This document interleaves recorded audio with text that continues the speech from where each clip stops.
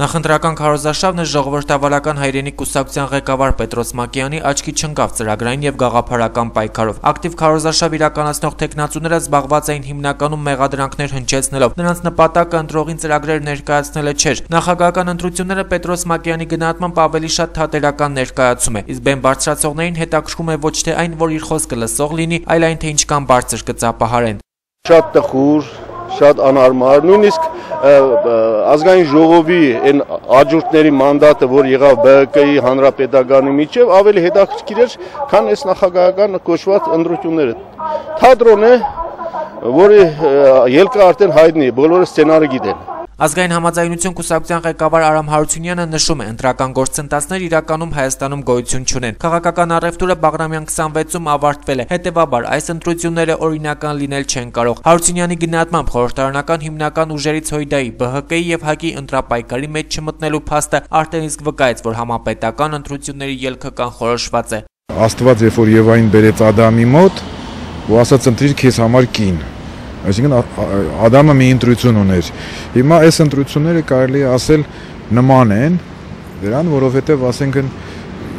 մինչ առաջադրումը խոչընդոտ ա եղել, հետևաբար ասենքն ընտրանին լիովին լիարժեք չի եղել, հետևաբար չեն կարող համարվել, որովհետև մի մասին ընդհանրապես ներկայացնելով, երբ որ ժողովրդին ասում ենք ընտրիր, երբ որ ժողովրդի ինչպես ասում են նախընտրելի տեխնացուների մի մասը չկա, ասիկ խոչընդոտ են ստեղծել, հետևաբար դա չի կարող համարվել ընտրություն։ Բոլորիս համար էլ հասկանալի է, որ դեռ մրցակցությունն էլ շատ սուր չէ եւ նաեւ ժողովրդի մեջ հավանաբար այդպես մրցակցության վերաբերյալ դեռ շատ լարված վիճակ չէ, կանխորոշվածության մտայնությունն է, որ կարծում եմ այս հանդարտության պատճառն են։ Իսկ մարդու իրավունքների պաշտպան Կարեն Անդրեասյանի խոսքերով նախընտրական քարոզարշավը գործընթացի իմաստով բավականին ազատ էր, խոչընդոտներ եւ դժգոհություններ գրեթե չկան։ Իսկ ծրագրային մոտեցումները օմբուդսմենի գնահատմամբ պակասում են։ Ծրագրեր կան, բայց պակասում են լուծումները, ասում է Կարեն Անդրեասյանը։ Այս առումով մարդու իրավունքների պաշտպանը նաեւ օրինակ ունի։ Նախկին արած դրական լավ բաներ լսում ենք, բայց հենց վաղ, ասենք մարտ ամսին, ապրիլին, ժամանակացույցով ինչ է լինելու այս կամ այն հարցում, օրինակ դատարանների վիճակի փոփոխության հարցում, մենք այդպիսի կոնկրետ ծրագրային խոստումներ, կոնկրետ ծրագրային քննարկումներ ինտելեկտուալ